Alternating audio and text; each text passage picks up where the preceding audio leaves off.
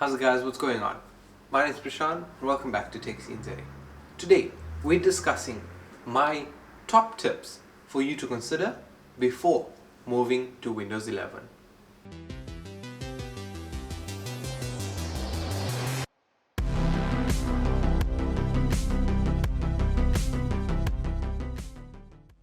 So if this is your first time here, you better make sure you subscribe because you're missing out on all the awesome content that we put out.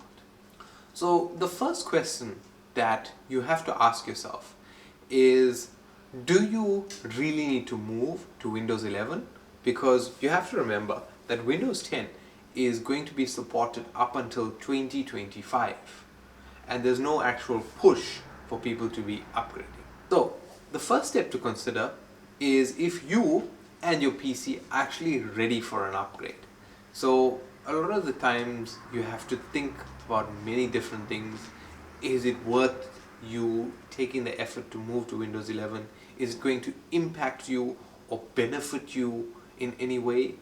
And is it actually going to benefit the computer and its performance in any way? If all of that is telling you no, then unfortunately maybe it's actually not in the best interest for you to move to Windows 11. So the next step is actually to check if your system is supported for Windows 11, and the published system requirements for Windows 11 are that you have to be running a 1 GHz or faster processor with 2 or more cores that are compatible on a 64-bit processor or system chip. It requires you to have at least 4 gigs of RAM. It requires you to have at least 64 gigs of available storage. Security wise, it requires you to have TPM version 2 in UEFI firmware with a secure boot capability.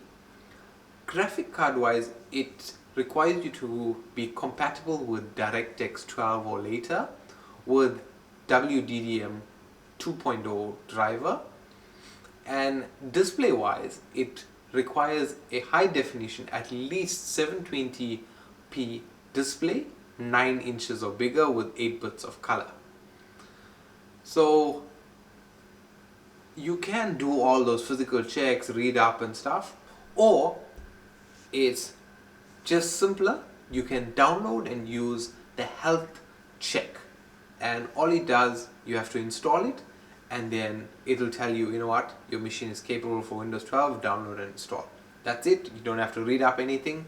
Microsoft's health checker does all the work for you. So after you've checked if your system is actually compatible, you need to check the compatibility of all other required softwares. So if you are running applications that are important to you and whatever you do, you need to check that your application will work on Windows 11, purely because there are applications that are not certified yet, not compatible yet for Windows 11. And if it's going to impact something important that you do, like for work, then it's telling you, hey, maybe you shouldn't be upgrading to Windows 11. So if you've gotten so far, the next step is to back up all your important files and information. And this is easy and simple what I'm saying. You just have to back it up, have a secure copy before you do the upgrade in case anything does go wrong. So at least you know you have a backup of all your information and you didn't lose anything. So the final step before we actually upgrade to Windows 11 is to make sure your current version of Windows 10 is up to date, even if it means running 2 updates. At least it will ensure for a smoother upgrade to Windows 11, and that's all we require. If we've come so far, we want it to be smooth, and then we know, hey, everything's lekker, everything's good, and we are running Windows 11 after this, and we're not going to have any sort of problems and hassles. So yeah, that was my couple of tips for you to consider before moving to Windows 10. Yeah guys, thank you very much for watching. If you enjoyed this video and you think there are a couple other steps that we've missed out that we should consider before moving to Windows 11, you can let us know in the comments down below. But if you did like this video, you can let me know by giving me a like rating if you did.